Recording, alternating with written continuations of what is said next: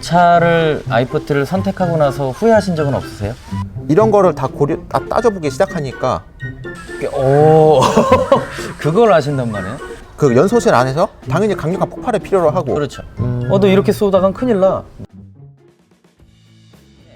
제가 그 요번에 연구소 가서 그 사진 하나 찍어온 거 보시면은 아시겠지만은 똑같이 2000배로 확대를 시킨 건데 원래 구멍이 이만하다면은 한 10만 킬로 이상 주행한 인젝터 노즐은 요만해져요. 한 3분의 2가 막혀버리더라고요. 그리고 옆에 거는 막힌 것도 있었는데 그 사진이 왜 안 보이는지 모르겠는데 막혀버리기도 합니다. 그러면은 정상적인 원래 엔진의 컨디션대로 그게 안 되죠. 그리고 요거는 사실 제가 이런 얘기를 할 때 따로 말씀을 드리려고 한 건데 원래 신차 때 인젝터 분사량 스캐너 상에서 스캔 툴에서 보면은 공기량 값이 나올 것이고 뭐 EGR 데이터 값이 나올 거고 또 연료 분사량 값이 나오는데 이 연료 분사량의 값은 기본적으로 무부하 상태로 다 만들어줘야 돼요. 일단 라이트 끄고 에어컨 끄고 뭐 이렇게 전체적으로 부하가 없을 때 파킹에 넣고 사이드 채운 다음에 그때 기준으로 약 4cc 나오는 게 가장 정상적입니다.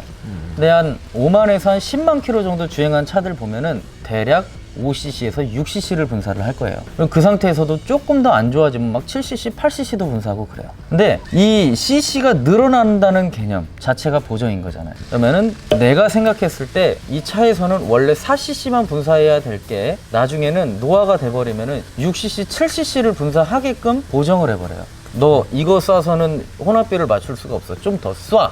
그 얘기 자체가 인젝터 상태가 그만큼 막히고 움직임이 둔해지고 분사량이 좀 적어지기 때문에 늘리는 거거든. 근데 이게 반대로 차라리 그런 거면 정상적인 거잖아요. 근데 연료 분사량을 줄여버리는 경우도 있어요. 이런 경우는 왜 그럴까요? 흡기에 카본이 다량 퇴적돼서? 아닙니다. 그러면 공기량이 뭘까요? 줄어드니까 어쨌든 그거랑은 상관이 없고. 연소실에 공기가 들어올 만한 통로는 아니죠. 분사량을 줄이고 있어요. 왜 줄일까요? 어쨌든 뭔가 혼합비가 안 맞으니까 줄이겠죠? 네. 연료 분사량이 많아지니까 줄이겠죠. 인젝터에서 내가 생각해보는 것보다 더 많이 쏴. 너 이렇게 쏘다간 큰일 나. 내려.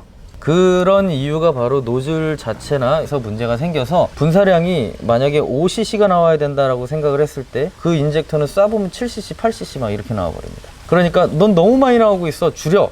그래서 줄어드는 경우인데 어쨌든 연료 분사량은 그렇게 해서 점점 늘어나게 돼요. 4cc 기준이라고 한다면 6cc, 7cc 이렇게 늘어나게 돼요. 요거를 인젝터 작업을 정말 잘 하시는 분이 만졌을 때 이 분사량 자체가 작업을 하고 나면은 줄어버립니다. 그러면은 수치상으로 요게 줄었다라고 변화가 눈으로 보이면은 시운전을 제가 나가지 않더라도 고객이 느껴요. 만약에 시청자분들에게 추천을 할 의사가 있으신가요? 내가 타고 있으면서 나는 만족을 했다. 요러한 것들을 어떤 부분에 만족을 했고 추천한다 라고 말씀을 해주실 수 있나요?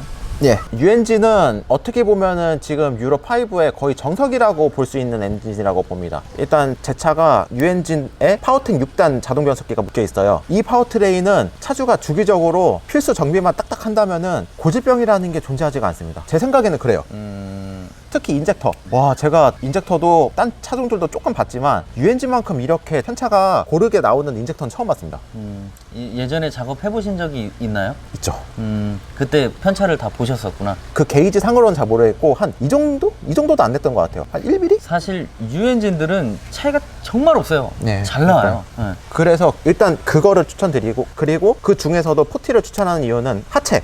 차가 좀 큰 차가 필요가 없는데 하차가 조금 단단한 차가 필요하다. 그러니까 운전 재미를 조금 느끼고 싶다 그러시는 분들한테 두 번째 추천. 그리고 유엔진이 두 가지가 있죠. 유엔진 중에서 가장 윗등급에 있는 차 0.7이니까 네. cc당 세금이 물론 아번 때보다는 조금 나가죠. 근데 별로 안 나지 않나요? 0.1? 아니요, 나요. 제법 나요? 어느 정도 차이 나요? 신차 기준으로 10만 원 정도 차이가 납니다. 100cc밖에 차이 안 나는데? 그게 우리나라 그 자동차세 규정에 의하면 새 차 기준으로 1599cc까지는 cc당 182원을 때리고 그렇게 들어가는구나. 그 이상은 260원을 때리죠. 교육비 30% 포함한 가격이에요. 그러니까 이게 쌓이면은 한 10만 원 되더라고요. 근데 그 10만 원 감수할 정도로 좋은 차인 건 맞습니다. 진짜 운전 재미가 있어요. 연비는 어때요? 근데 이게 물론 제 차가 18만 몇 킬로 됐고 주기적으로 흑배기 인젝터 클리닝을 실시한 차라는 거를 감안을 해주시고 그랬을 때 변속기 오일도 좀 과도할 정도로 일찍 갈고요. 그러면은 한 7, 18 정도 나오는 것 같습니다. 18km 정도? 와, 잘 나오네요. 근데 잘 나오는 것 같아. 그 정도 연비를 만들기 위해서 그 앞에 전제 조건을 깔았지 않습니까? 네. 아니, 제 차도 관리 그만큼 못지않게 하는데 우린 10km 나오는 것 같아. 장거리 갔다 오면 12km, 13km 이렇게 나오는 것 같고 시내 주행하면 10km, 20km 막 이렇게 나오고 복합적으로 한 11km 정도 되는 것 같아요. 내가 성격이 그래서 그런가? 근데 사실 유엔진 자체가 승용 디젤이다 보니까 힘보다는 진동, 저진동이랑 연비를 잡으려고 나오는 엔진이지 않습니까? 그래서 저는 뭐 17, 18 정도면 뭐 만족은 해요. 괜찮죠. 그 등치가 있는데. 그쵸. 예.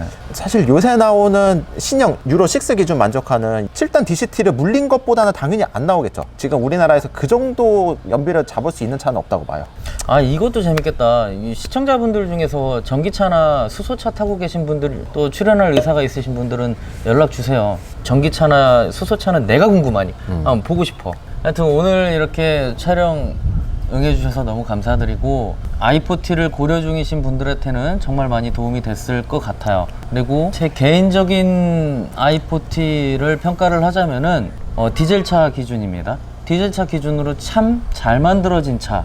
유엔진들은 보통 제가 다 괜찮다라고 평가를 하게 될 겁니다. 근데 변속기 아까 얘기하셨었는데 변속기의 문제는 있습니다. 예, 고질병이 한 두 개인가 있어요. 네, 그것도 있고 또 신차로 나오는 7단 DCT도 고질병이 있습니다. 이 두 가지, 그러니까 지금 나오는 변속기들이 약간 문제점들이 약간씩 보이고 있어요. 근데 이거는 이 차종들만의 문제가 아니라 DCT로 넘어오면서 좀 이런 문제들이 좀 많아졌는데, 수입차 브랜드들도 마찬가지입니다. DCT에서는 문제점들이 조금씩은 있다, 아직까지는. 그리고 인젝터 면에서는 국산차 중에서는 갑 오브 더 갑 제일 나은 것 같고, 물론 유로6 솔레노이드 인젝터 빼고 국산차 인젝터 중에서는 개인적으로는 가장 나은 것 같다. 그리고 피에조 인젝터는 솔직히 단점이 좀 많습니다. 피해조니까 그 소자가 좀 소자 자체가 늘어나서 분사를 하게 되는 건데, 이게 왜 문제가 많을 수밖에 없냐면요, 과거에서 나오는 인젝터는 그 내부를 들여다보면은 몇 가지의 단계로 나누어져 있어요. 얘가 그냥 전기를 준다고 해서 딱 여기를 바로 처음부터 끝까지 들어버리는 게 아니라 여기가 들리고 여기가 이렇게 유압이 지나가서 여기가 이렇게 들리고 막 몇 단계로 이렇게 막 짧은 시간이지만 이렇게 작동을 하게 돼요. 그러면서 생기는 딜레이, 그거를 해결하기 위해서 피에조와 유로6 인젝터 솔레노이드 방식, 이제 처음부터 끝까지 풀로 그 니들밸브. 네, 니들밸브가 이렇게 딱 처음부터 끝까지 있는데, 피에조 소자가 굉장히 비싸요. 근데 또 잘 나간다고. 네, 그러다 보니까 피에조 소자를 풀 피에조를 이용하지를 못했어요. 뭔 말이냐면, 피에조 소자는 이 정도밖에 없고, 이거에 대한 거를 뭐 담력 응답성을 증폭시켜서 이렇게 해서 뭐 이런 방식이라서 이게 생각보다 좀 문제가 좀 있습니다. 그리고 완전 풀 피에조를 사용했던 일회가 있었어요. 똑같이 생겼습니다. 그 델파이 차종들에 들어가는 그 요즘 나오는 인젝터들 있죠. 모양은 똑같아요. 근데 속은 전부 피에조인데 벤츠에 잠깐 들어갔다가 빠집니다. 그게 리콜이 걸렸어요.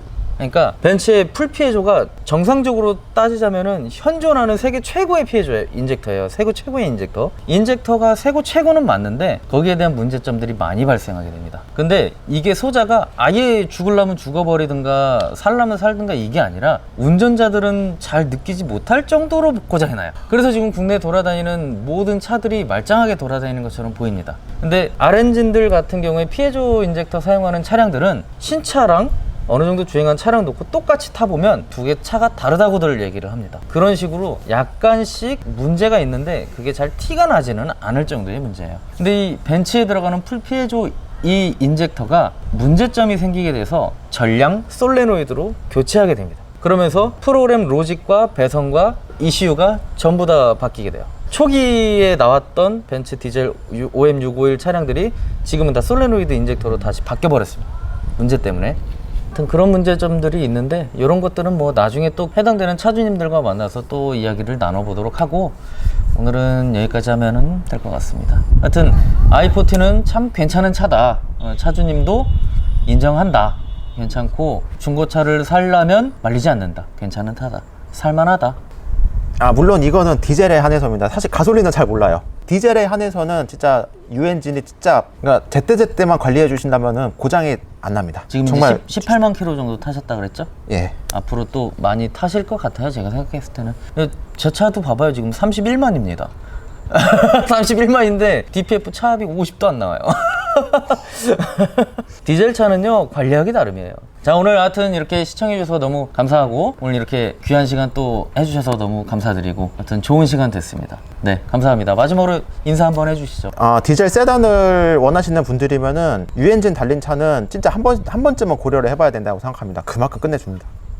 하여튼 많이 만족을 하시면서 타시는 것 같습니다. 그리고 또 여러 가지 이야기들을 해보기 위해서 제가 아래에다가 이렇게 메일 주소를 넣어 드릴 건데요. 뭐 출연을 원하시는 분들이 있으면은 아래 메일로 제보를 해주시면 좋을 것 같고, 지금부터는 조금 규칙을 정해가고 있어요. 저희가 오늘처럼 이렇게 모자이크가 필요 없으신 분들, 실물 그대로 이렇게 화면에 나갈 수 있는 분들 먼저 지원을 해주셨으면 좋겠고, 그리고 또 한 가지는 이렇게 또 직업 소개를 원치 않으시는 분들도 있지만은 대부분의 제 영상을 보시는 분들 중에서도 직장에 종사하고 계시는 분들도 있겠지만 본인의 사업을 하시는 분들이 많을 거예요. 저도 이렇게 출연을 해주시면은 무언가의 보답을 꼭 하나 해드리고 싶잖아요. 그러니까 오시게 돼서 얘기를 하다 보면은 직업에 관련된 이야기들, 자기 하고 있는 이야기들을 할 거고, 또 제가 그분의, 여러분의 사업에 좀 더 도움이 될 수 있게끔 어느 곳에서 어떠한 일을 하고 있다, 어느 지역에 어떤 홀씨분이 어떠한 일을 하고 있다, 이런 식의 홍보를 좀 해드리려고 생각 중입니다. 그러니까 아래 메일로 많이 제보 지원 부탁드립니다. 메일 보내주실 때는 반드시 차종명